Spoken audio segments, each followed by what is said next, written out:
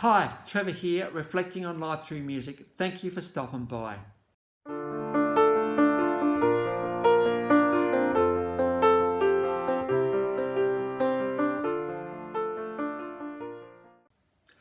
Well, I trust you enjoyed my last video on Earth, Wind and Fire, and through just their energetic, dynamic stage performance, we looked at the positive influence these guys have made in the world and what we can do in our small part of the world. So I trust you found that one encouraging. Well, we've got a bit of a personal reflection happening today. Beryl Faye Jarrett was born on the 30th of December 1940 in Maylands. And very early on in her life, and certainly through her teenage years, it was discovered this girl had a pretty amazing singing voice. And around the Maylands Church, it was a bit of a hotspot for incredible dynamic pipe organ playing, incredible choirs, stunning choirs. Oh my goodness, and they sang absolutely everything you possibly could, including the very challenging Handel's Messiah, which includes, of course, the Hallelujah Chorus. And Mum was always often chosen to be the contralto lead in that particular thing. So if you're chosen to be a lead amongst a pretty amazing group of singers, you know you had a pretty good voice.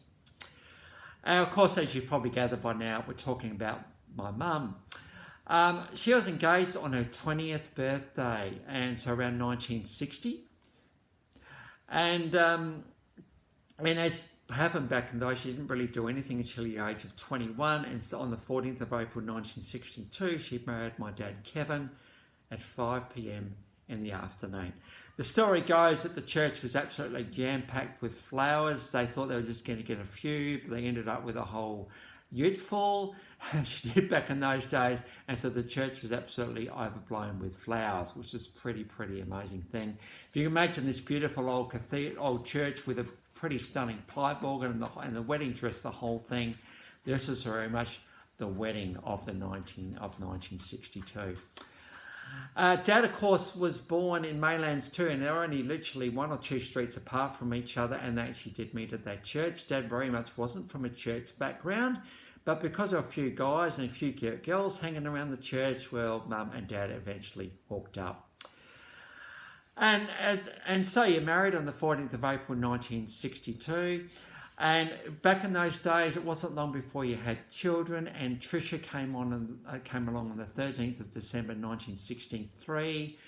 But there were complications in the birth, and she only stayed alive for a couple of days. You were never really to know the reason why these things happen. Of course, a bit of a devastating moment for Mum and Dad. They were excited bringing this new life into the world, and to have it leave after 2 days is not pretty good.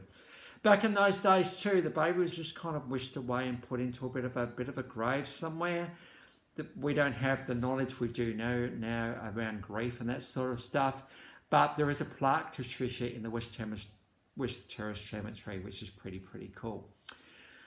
But they didn't let that beat them too much, and on the 9th of June 1965, yours truly came along, and apparently the story went that Mum got to the hospital at 12:10 a.m. and I came along at 12:30 a.m. and so I was not going to wait for the world. The world kind of had to get ready for me, and apparently, that went really good. And then on the 26th of November 1968, Karen was born also at 2 a.m. in the morning. Now, at this point, we'd moved from Kensington Gardens down to this new council called the City District Council of Noarlunga.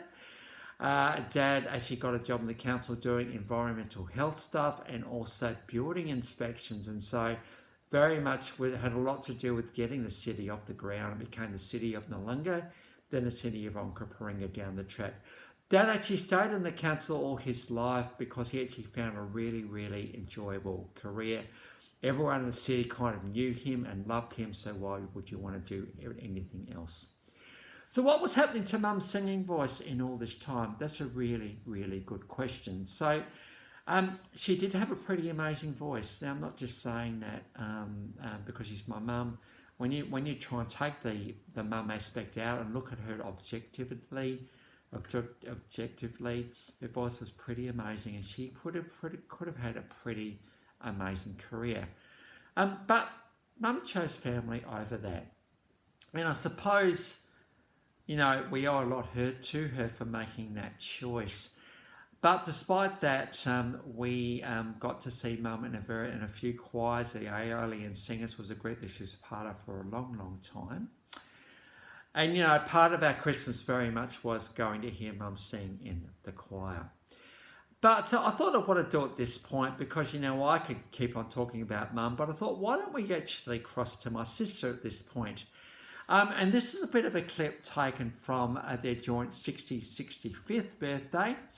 And also Dad's retirement. This is a bit of a gathering and a bit of a bash that actually happened. So I'll throw over to my sister at this point to tell you a little bit more about Mum and her memories of Mum singing. Yeah, tonight is a time of celebration. It's a time to celebrate the years gone past and a time to celebrate the years to come. And as I was sort of reflecting as I was doing the boards, and I was sort of putting together things that I knew about Mum and Dad. And when I think about Mum, the thing that sticks in my mind most of all is the places that we've gone to hear Mum sing. Lots of other things about Mum are really special too, but Christmas doesn't seem like Christmas these days without going to listen to Mum sing in a choir. And I remember coming home from school on the bike, hearing Mum sing 4 houses from my house. Depending which way the wind was going, it might be 6 sometimes. Trevor grew up with sitting on Mum's knee with her playing the piano and singing nursery rhymes. And Mum singing is just such a big part of who Mum is. And tonight she's going to share a few songs with you now. So can you please give her a big round of applause as she comes up. Well, thank you, Karen, for that incredible night. This one was indeed, and we're going to get onto a couple of clips of that night in a minute. Well, it was around the turn of the millennium things started to not get right. Things were starting to happen with Mum. She was starting to forget some things, and the diagnosis came that she had a brain tumour on the brain. And things deteriorated very, very quickly. And my mum, who was so full of life and everything else, deteriorated into something quite different. And it was on the 12th of November 2002, only about 3 or 4 months after that diagnosis, that Mum left the world. Now, unfortunately, it was between me leaving work and getting to the hospital, literally 10 minutes down the road, that Mum actually died. But the assurance for me was that she was surrounded by hospital staff when she died, so she wasn't alone. So that was a pretty big comfort. And I was the first one to see Mum who had left this world. Hadn't left our hearts and minds, mind you, but certainly had left this mind physically. I suppose as a family of faith, we also knew that she had gone to be with her Father in heaven. So it kind of takes the pressure off a little bit when you've got this faith. Now, we didn't realise the impact that Mum's singing had on Dad. And very much when we get into this grief phase of a marriage that lasted around 40 years, the impact that singing had on Dad. And of course, when you look for memories and things to hang on to, apart from all the stuff being around with someone in life for so long, you start to grasp onto anything. And what Dad started to do, he started to get some of his records and some of the tapes, and he actually released a couple of CDs in memory of Mum. First of all, we had Singing with the Angels and Singing with the Angels 2. And so this was some CDs that came out of some of Mum's most beloved singing, some a bit more choral based and some more contemporary songs that Mum did. One of the best songs that we know and love of Mum is I Believe, and this is a song that we think of Mum quite often. We don't actually have a live video of that one, but we certainly do have a recording of that one. It's really one of our most precious memories. I believe, you know, the world can be such an incredible, fantastic place. And so it's great to see Dad lunge onto the memories and certainly to share those memories with some of the family friends and some of the people that Mum and Dad had grown up with over 40 years of marriage. Dad eventually did move from the family home in Roberts Road and found a little iconic little first choice of his at the Brazen Ranella, and he did enjoy some live seeing his grandchildren grow up and all the rest of it, because there are 5 grandchildren, 2 boys and 3 girls, and he got to see them grow up. But unfortunately, due to a long bout of dialysis and also a bit of a heart condition at the end, Dad left this world on the 17th of August 2013. And so that's a little bit of a story about Mum and Dad, and certainly my love of music, because I do actually enjoy playing the piano. One of the things Mum used to say was, make sure you play with a bit of oomph, a bit of passion. You're not just playing the piano, you're playing music with all its passion and complexity. So I certainly try to bring that in when I play. And also my love of music. Now, Mum was well and truly into musicals. Dad well and truly into the big brass band era. Obviously, I love a little bit more contemporary. And now we've done 300 videos in this series now, and this is a bit of a tribute to Mum the whole way through. So I trust you will have enjoyed part of our story today. Well, on to the clips. Now, I did post a couple of songs of Mum on YouTube a little while back in readiness for today. And of course, these both are live clips today, which is pretty cool. And again, from that combined 65th birthday retirement bash. And Karen's introduction is again in the first song, and this is the song Sing. Now, here we sing, here Mum introduces the song a little bit, talking about why singing is such a pretty amazing thing. It doesn't matter if you're not good enough, just sing. Of course, Mum did have a pretty amazing voice. And here you get to see yours truly actually accompanying in the background. I'm really going for it here, by the way. This is a pretty quick accompaniment.